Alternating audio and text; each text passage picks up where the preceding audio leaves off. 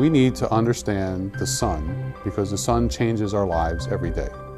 We all know that the sun makes the weather, but when we're flying things in space, astronauts, satellites, the sun affects them even more directly. The sun puts out what we call space weather. Space weather causes problems with our satellites, our astronauts, our communication systems here on Earth, and our navigation systems. We need to know more about how the sun works, where the magnetic field of the sun comes from, and how that magnetic field is converted into space weather. HMI is the Helioseismic and Magnetic Imager. Very long words for something that's very useful to look at on the sun.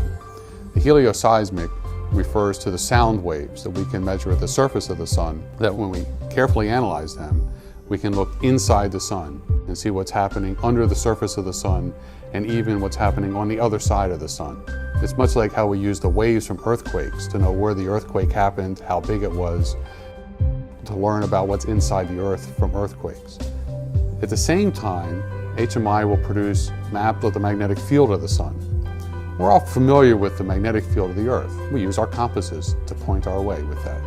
On the sun, the magnetic field is much more complicated. It comes up as little tiny pieces of magnetic field all over the sun.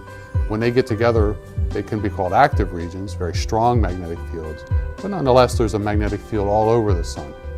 For many years, people studied only the active regions. That was the thing that people really were worried about.